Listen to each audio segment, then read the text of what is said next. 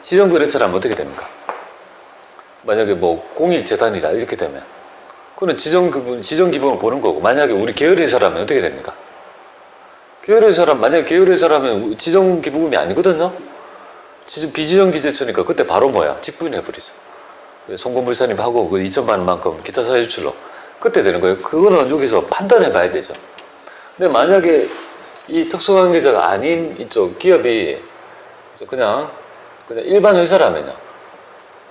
그냥 일반 회사라고 가정하면 여기에서 뭐가 들어가겠습니까? 바로 있죠. 이거는 지정기부처가 아니죠.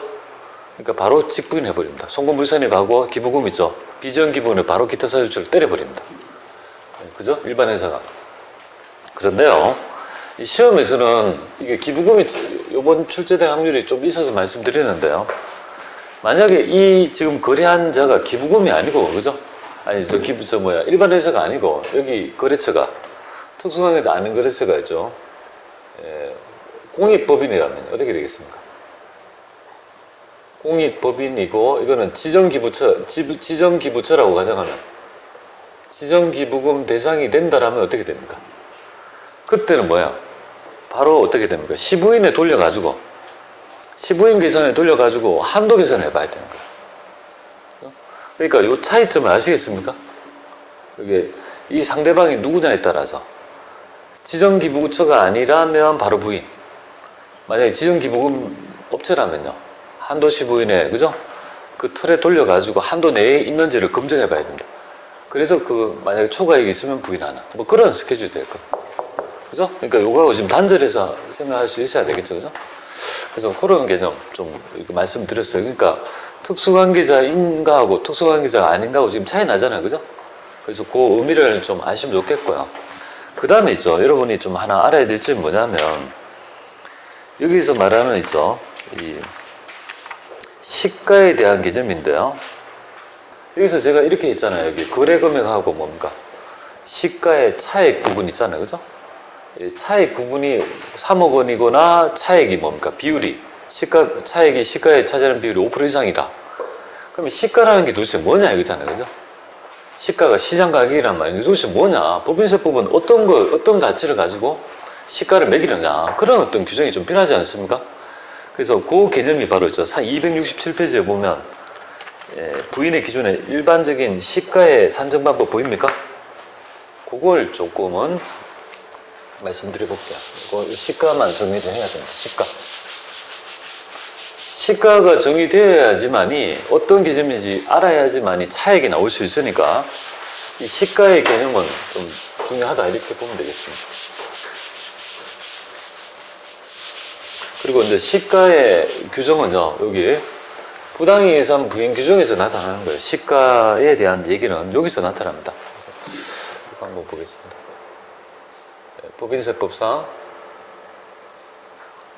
시가에, 그죠? 시가란 뭐냐 이거죠. 법인세법상 시가는 뭐냐 이거죠. 자, 원칙이 뭐냐면요, 이 시가의 정의는 첫 번째 원칙은 본래적 시가가 있습니다. 원칙은 본래적 시가.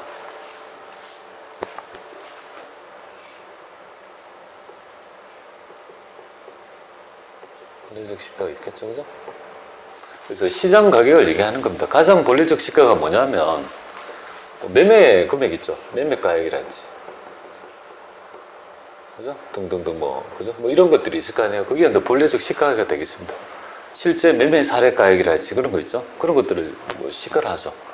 근데 이제 예외가 뭐냐면 이런 시가를 잘 모를 수 있잖아요, 그죠? 시가를 잘 모른다고 하면 이걸 도대체 어떻게 해야 되냐 이거죠. 시가를 알면 본래적 시가에 따라 하시면 되겠는데요. 시가를 모를 경우가 있습니다. 어떤 자산의, 그죠? 또 양도, 양수에 따라 이 시가를 잘 모르는 경우에서 애매한 부분이 있습니다. 그죠? 이런 것들, 영업권 같은 거 어떻게 시가를 어떻게 하냐 이 말이에요. 영업권을 어떻게 사고 팔았는데 어떻게 그걸 할 거냐 이거죠. 자, 그렇게 되면 시가를 모르면 차익을 모른다는 거잖아요. 그러니까 결국은 본래적 시가를 모르니까 어떻게든 시가를 알아야 되니까 나타나는 개념이 시가를 잘 모르면 대용에서 사용할 수 있는 대용 시가가 나타날 수밖에 없는 거죠. 그죠? 대용, 대용시가라는 말은 대용은요 대신해서 사용할 수 있는 있죠. 대용할 수 있는 시가가 나타날 거다 이거죠. 그럼 대용시가를 도대체 뭐로 볼 거냐? 어떤 걸 만약에 시가를 모르면 어떤 걸 시가로 할 거냐 했을 때 여기가 이제 순차 규정이에요. 순차 규정.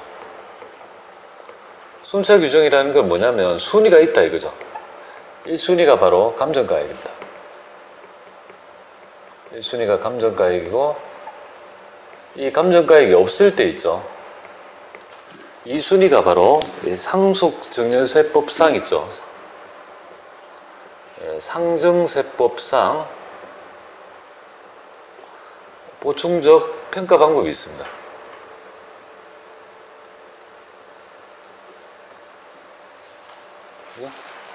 보충적인 평가 방법이 있습니다. 그래서 이런 상속증여세법에 보면 상속받은 재산을 평가, 증여받은 자산을 평가, 상속증여세법에 있는 있죠. 그 평가 방법이 있는데요. 그거는 모든 웬만한 걸 있죠. 다 평가할 수 있습니다. 그게 시가를 반영해 줄 수는 없지만요. 그 평가하는 방법이 다 있습니다. 자, 이런 거죠. 여기에 있는 평가 방법, 이런 건 어떤 의미냐면, 상속을 받았어요. 근데 보험금. 그럼 이 보험금의 가치를 어떻게 할 거냐. 지금 당장이 아니라 해약 나중에 만기가 됐을 때 어느 정도 될 건지, 뭐 그런 있죠. 그런 것들을 계산할 수 있는 방법이 필요할 거 아니겠습니까? 그런 거. 그러니까 여기 순이니까 감정가액이 없으면 이걸 쓴다는 거죠.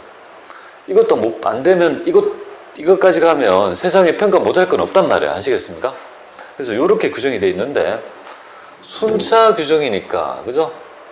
순차를 알아야 돼요. 감상순으로 그죠? 뭐를 감상하는지 모르지만 감상순으로 그렇게 감상순이에요.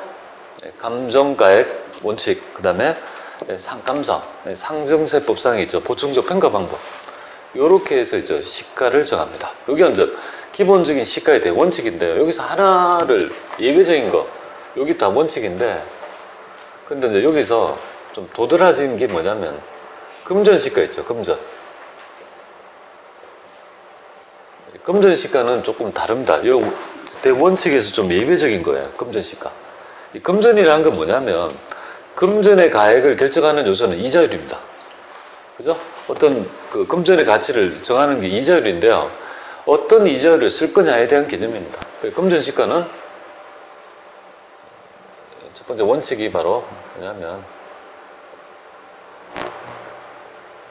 가중평균 차입 이자율이 되겠습니다. 그러니까 이거는 우리 회사의 평균적 이자율을 얘기하는 거야. 평균적 이자율, 가중평균 차입 이자율 이렇게 보면 되겠고 두 번째 예외 시가를 적용할 수 가중평균 차입 이자율을 적용을 뭡니까? 적용을 못하면 뭡니까? 이걸 알 수 없다. 우리 회사가 차입한 게 없다. 그러면 차입 이자율이 없잖아요. 우리 회사에 무차입이다 하면 이자율이 없는 거 아니에요? 그럼 어쩔 수 없이 뭡니까? 이걸 못 쓰잖아요. 그죠? 그러니까 그때 당좌대출 이자율이라고 하는 개념이 있는데요. 당좌대출 이자율. 정부가 고시한 이자율인데 지금 현재는 6.9%가 되겠습니다. 정부 당좌대출 이자율은 정부 고시 이자율이라 보시면 됩니다. 그래서 정부 이런 걸 모르면 그죠? 6.9%를 하라 이런 거죠. 요거에 의해서 모든 시가 금전에 관해서는 요 이자를 적용하도록 해서 계산을 하도록 한다는 점. 그러면 이 가중평균 차입 이자율은 도대체 뭐냐 이거잖아요. 그 개념만 좀 아시면 좋겠습니다. 여러분이 실제 구할 일은 없습니다.